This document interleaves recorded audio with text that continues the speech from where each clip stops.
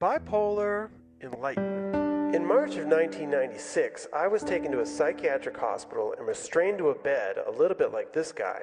My family was devastated when the psychiatrist said that I could have bipolar disorder or even schizophrenia. But I wasn't worried. What seemed insanity to everyone around me, to me seemed more like a spiritual awakening, the most sacred and special experience of my entire life. But what I didn't know until I studied the work of visionary psychiatrists like Dr. Carl Jung, Dr. Lauren Mosher, Dr. John Weir Perry, and especially Dr. Stan Grof, was that many people diagnosed bipolar also have very powerful spiritual experiences very similar to my own, and that these experiences all start with a collapse of the ego.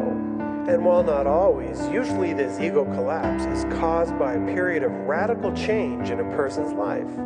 Now, what exactly is an ego? Well, that's not such an easy thing to explain, because in our society we say like, oh, this guy's got a big ego, and we talk about it like that. But that's not really it. The ego is our false self. It's who we think we are, but we're not. And the best analogy I can come up with is to imagine that you're a baby chick and that you're inside the egg.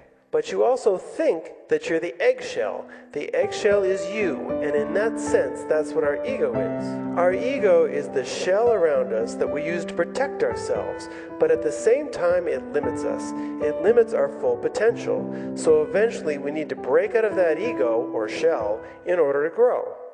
So just to give you an example of what an ego's like an egg. And here we have Bill Shatner's false self, his egg, his ego.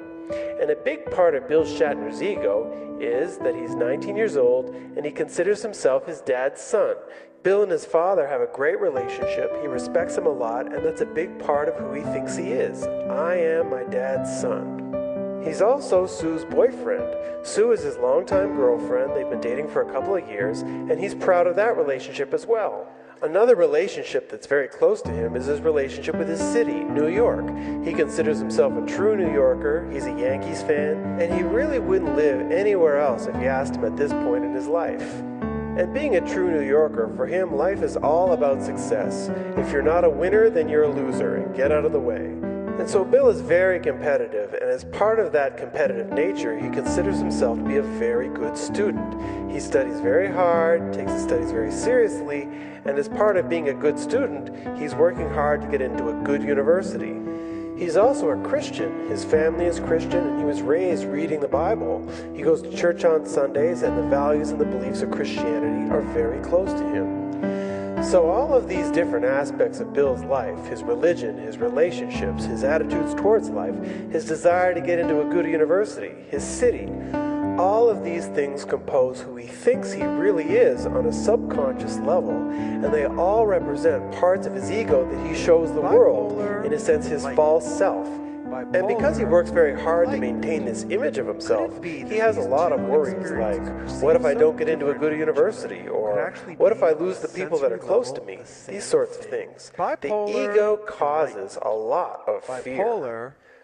But then something happens. His father dies, and that is a very traumatic experience for him. He really doesn't know what to do with himself, and he suffers greatly with this death. He suffers so much that when it comes time to study for his exams, he really doesn't study very much, and he fails. But to his surprise, he finds that he's failing. He really doesn't care that much that he failed, and he really didn't care about university the way he used to. Maybe university was something that his father wanted for him more than he did. But along with that, you know what happens to him as the great student? He starts to wonder, well, am I a failure? What's wrong with me? I don't want to do this anymore. I don't know why I'm pushing myself so hard. And so with his father's death, he starts to question a lot of things in life. And as part of this question, he finds himself looking deeper and deeper into a depression. And it's at this point that his girlfriend Sue leaves him because she just can't stand to be around a guy who's depressed all the time. And with that breakup, he really starts to question his values now. And he starts to think to himself, you know what, ever since my dad died, I want a simpler life. Life is not about success and hard charging for me. Life is about simplicity. That's what I want my life to be about. And with that shift in values, he starts to look in different directions. And one of the directions he looks is Arizona. He decides to enroll at the University of Arizona, where he chooses to start a whole new life. But once out there, what happens to his Christianity? up in the air because he meets all of these New Age people with completely different beliefs than what he was raised with, and they've just got this other way of looking at the world, very mystical. They do a lot of tarot card reading and massage, and he really doesn't believe in all that stuff, but he doesn't really know what to believe of his Christianity anymore either. And so with that, he starts to feel a little bit strange, a little lost. So many changes have happened to him so fast, and so much of his old identity of who he thought he was has just disappeared overnight.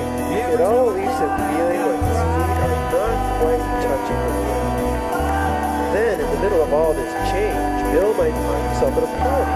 He's had a few drinks, maybe a little marijuana, and then boom, a total ego collapse. Everything he thought about himself seems to have disappeared. He doesn't know who he is anymore. All he knows is he's got this huge surge of energy pulsating through his body, and this energy is literally taking him on a journey. He's going to a place that he's never visited. He's taking a journey into his very own soul. You literally feel your soul awakening, and all of your senses coming up so strongly in this manic process that you don't really know what to do with yourself if you're really confused. You start to ask yourself questions. What is reality? What's real? Am I going crazy? Am I dead? Am I dreaming? I don't know. Who am I? That's a very important question once you're capable of even asking yourself a question. Because let me tell you, it's a mad and mystic journey, but when possible, it should not be suppressed.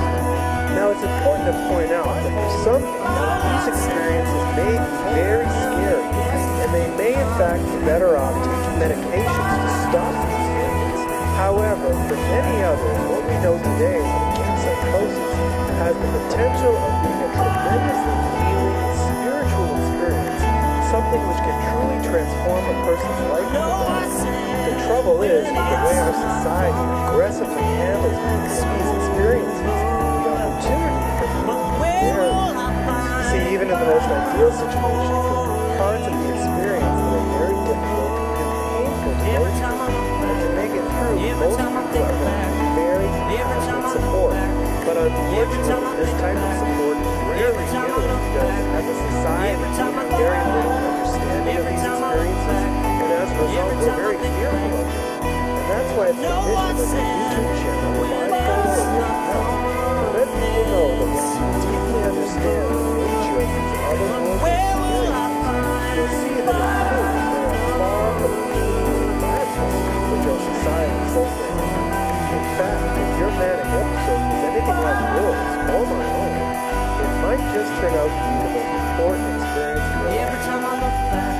Now what can trigger it even perhaps? Well, it could be almost anything, but for most people like Bill, it's a combination of a series of powerful life events and changes that cause the first experience of the collapse of the ego.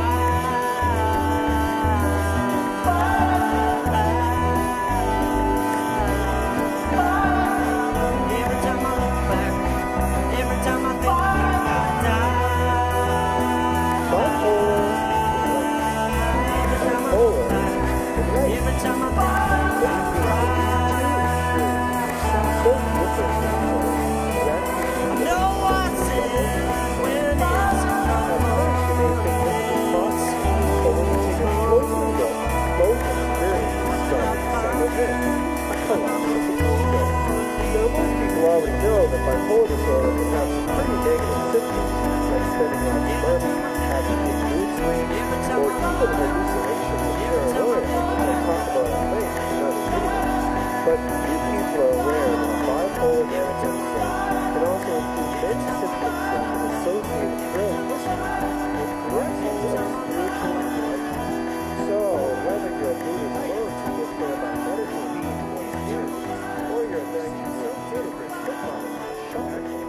both experiences will most likely involve